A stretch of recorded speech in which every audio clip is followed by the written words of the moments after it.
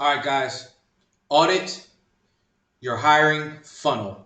Audit your hiring funnel. Make this, I like to audit the funnel personally. I like to do it every 2 weeks to a month um, because there's always innovations that are taking place within it. There's always ads that are going, there's always things that are going place. And I like to be able to gather enough data to where I can compare and contrast or A/B test my funnel and process.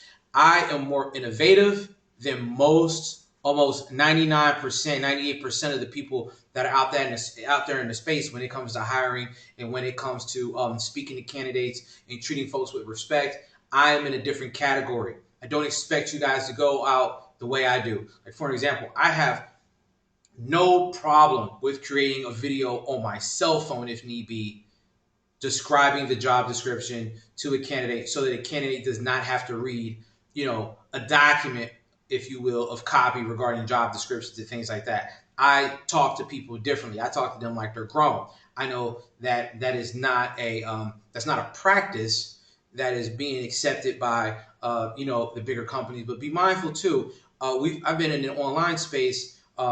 Working remote and giving people opportunities to work remote and make money from home way before COVID hit, and people thought I was crazy then. And guess who caught up to who in that situation? So I don't expect you guys to do that, but I do expect you guys to take a moment to go and look at your process and figure out, are you asking wrong questions during the interview? That's opening you up for possibly discrimination, discriminatory questions. Like, a discriminatory question that comes off as innocent is like, hey, where are you from?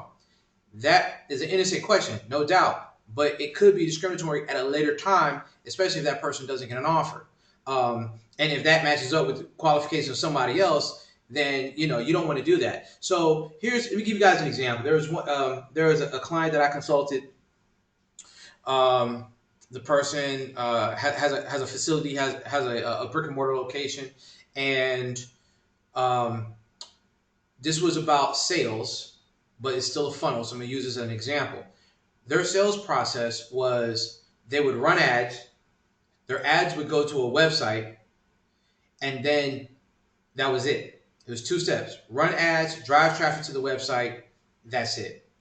Now, when they're looking at sales and they're trying to figure out how come we're not making $15,000-$20,000 a week right now, when I came in to do the conversation regarding the structure of the funnel, I said your funnel is wrong. It's not a 2-step process. You got to warm them up. You can't go from interest to buy.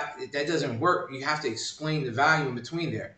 So what I did was, one, we created several campaigns with several different ad sets. Two, we turned around and we had a squeeze page in there where we do a data capture on the phone number.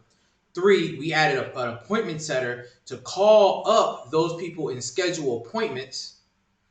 Four, as that person would schedule appointments, we then took a person, gave them a sales script in the brick and mortar location that included a tour and a sale at the end of it.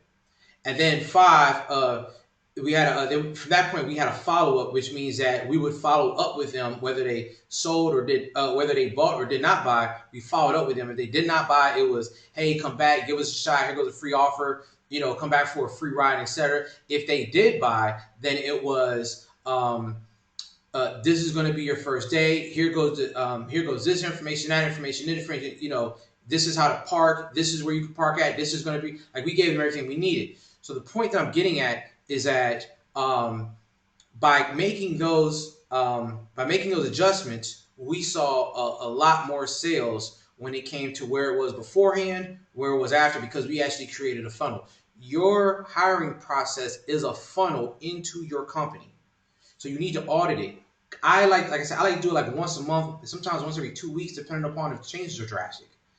Um, this is going to let you sleep at night because you know that you're asking the right questions. It's going to make sure you're going to have confidence in your hiring process. And as you're making these changes and implementing these hacks all over, this is the governing portion. This is the part where you come in and your favorite word is no, not yes, where you're trying to tighten it up and make it as efficient as possible. With that being said, see you guys in a minute. Peace.